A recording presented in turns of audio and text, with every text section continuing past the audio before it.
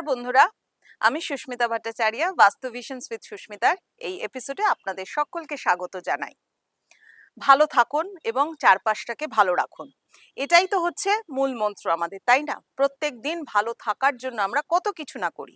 ঠিক সেই রকম বাস্তু ভিশনসেও আমি আপনাদের সাথে বাস্তুশাস্ত্র, অ্যাস্ট্রোলজি নিয়ে প্রচুর কথা বলি। আপনাদের অনেক প্রশ্ন থাকে যে একটা বাড়ি কিনতে গেলে, একটা জমি কিনতে গেলে বা একটা ফ্ল্যাট কিনতে গেলে কোন কোন দিকগুলোকে আগে দেখতে হয়। খুবই গুরুত্বপূর্ণ কোয়েশ্চেন। দেখুন, বাস্তু ভিজিটে গেলে পরে তো সব দিকগুলো চোখে পড়ে, কিন্তু আপনি যখন কোনো ফ্ল্যাট পছন্দ করবেন বা আপনি যখন কোনো জমি কিনতে যাবেন, ধরে নিন আমি জমি থেকেই শুরু করলাম, ল্যান্ড থেকে শুরু করলাম, তো সেখানে কোন কোন জায়গাগুলো আপনাকে দেখতে হয়। তো ফার্স্ট আমি যেটা বলবো সেটা হচ্ছে, জমির ক্ষেত্রে আমাদের বৈদিক শাস্ত্র মতে, যেহেতু বাস্তুশাস্ত্র অতি প্রাচীন, মানে আমাদের স্থাপত্য ভেদের মধ্যে বাস্তুশাস্ত্রের উল্লেখ রয়েছে, সে কারণে বাস্তুর বিভিন্ন তথ্যের মধ্যে এটা পাওয়া যায় জমি চার প্রকারের হয়: ব্রাহ্মণ, ক্ষত্রিয়, বৈশ্য, শূদ্র। এই চার প্রকার জমির ভেদাভেদ করা আপনার পক্ষে বা সাধারণ মানুষের পক্ষে একটু অসুবিধা হয়ে যায়। ঠিক আছে, এই পার্টটাকে ছেড়ে দিয়ে বাকি পার্টগুলোকে দেখলাম কিরকম। ফার্স্ট হচ্ছে সারাউন্ডিংস অফ দ্য প্লট। আপনার যে প্লট বা আপনার যে জমিটা আছে তার সারাউন্ডিংসে কি আছে। ডিরেকশন অফ দ্য প্লট, আপনার প্লটটা কোন ডিরেকশনে রয়েছে, নর্দার্ন ফেসিং রয়েছে, সাউদার্ন ফেসিং রয়েছে, নাকি ইস্টার্ন ফেসিং, নাকি ওয়েস্টার্ন ফেসিং রয়েছে, ডিরেকশনটা কিরকম রয়েছে জমির। দেন হচ্ছে মানে রোড অ্যারাউন্ড দ্য প্লট, মানে জমির চারপাশে কি ধরনের রাস্তা রয়েছে। আপনি কি কোনো কর্নার প্লটকে চুজ করেছেন, সেটা কি আপনার সাউথ ইস্ট কর্নার, নাকি আপনি নর্থ ইস্টের কর্নার প্লটকে চুজ করেছেন, নাকি আপনি সাউথ ওয়েস্টের প্লটকে চুজ করেছেন। এটা হচ্ছে 3 নম্বর দেখার ব্যাপার। যদি আপনার নর্থ ইস্টের কর্নার প্লট হয় তাহলে খুব ভালো, সাউথ ইস্টের কর্নার প্লট আর সাউথ ওয়েস্টের কর্নার প্লটকে একটু এড়িয়ে চলুন।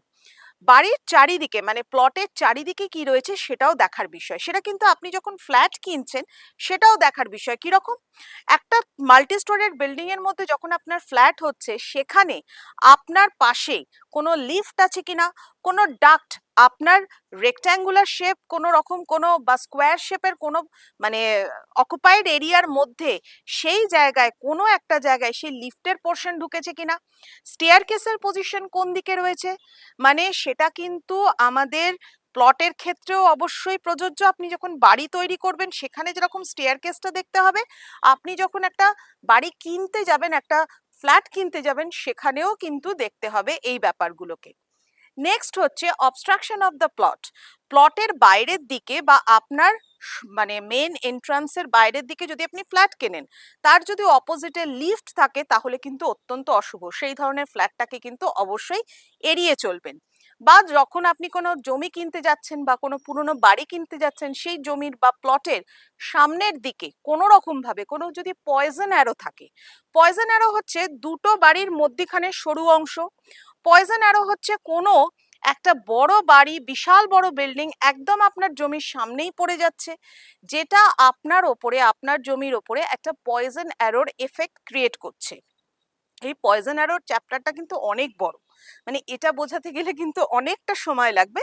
জাস্ট আমি দুটো এক্সাম্পল আপনাদেরকে দিলাম।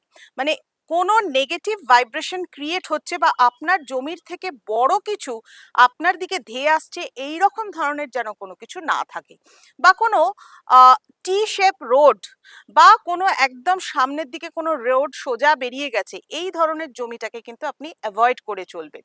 বা কোনো কর্নার, বাড়ির কর্নার, এটাও কিন্তু পয়জন অ্যারো, সেটাও যদি আপনার প্লটের অপোজিটে থাকে, that is an obstruction of the plot. আবার ধরুন নেক্সট হচ্ছে শেপ অফ দ্য প্লট।